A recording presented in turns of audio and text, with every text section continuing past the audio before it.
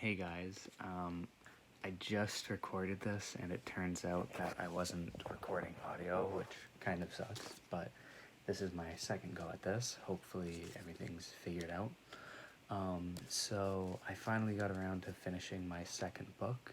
I know it took me a lot longer than I had originally hoped for, was trying for. Got caught up in a lot of not more important, but definitely more time-sensitive stuff. Been working a lot recently over summer, so time is kind of limited. But I did finally get around to reading my second book. It's called Chasing Daylight by Eugene O'Kelly. I know it's mirrored, so you might not be able to read that title as easily, but take my word for it. It's about 180 pages long.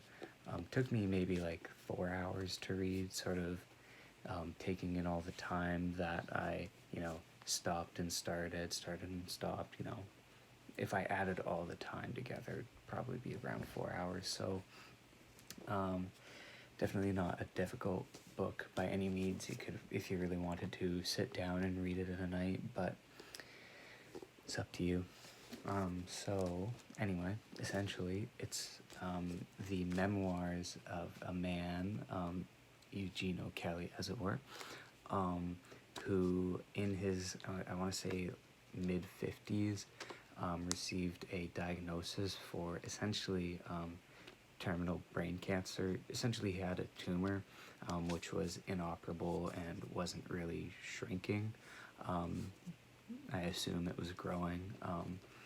But yeah, so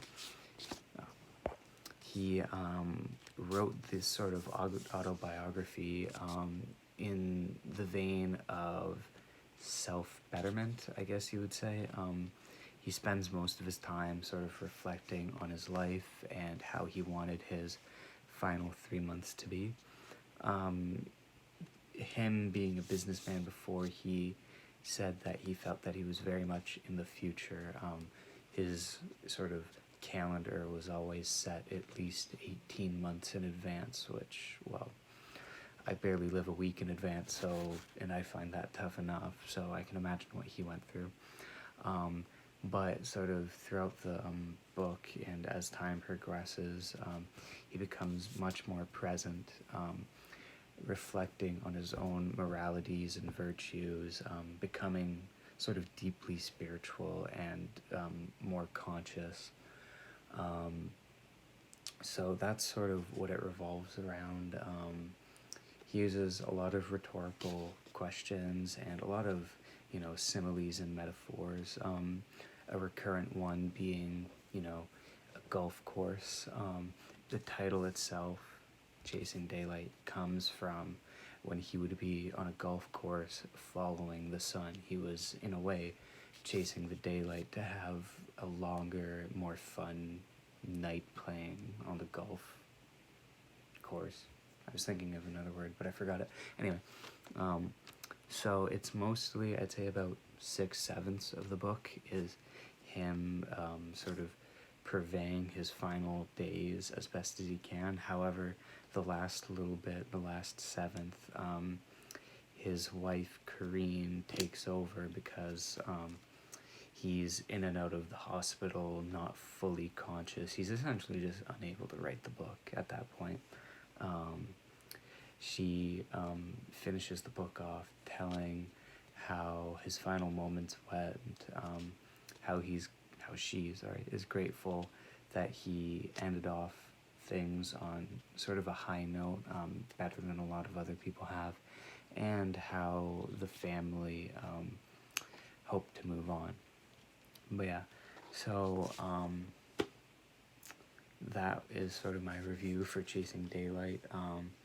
As far as it goes, it was definitely worth the read. However, I found it gets very repetitive, which is a difficult criticism to, hand to a deceased person. But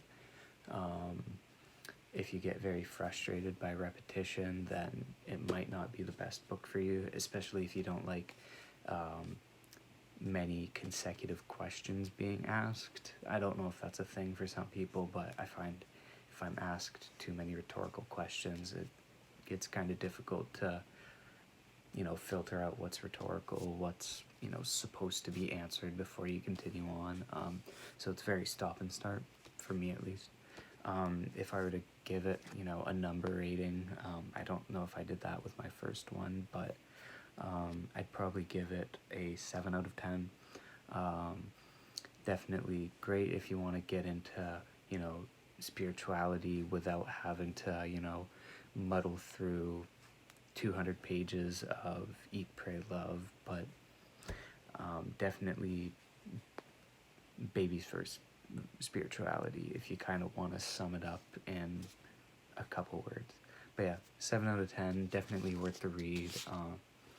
I will start reading another book soon. Hopefully I'll get another video to you within the next month. But anyway, thank you for watching and have a great night.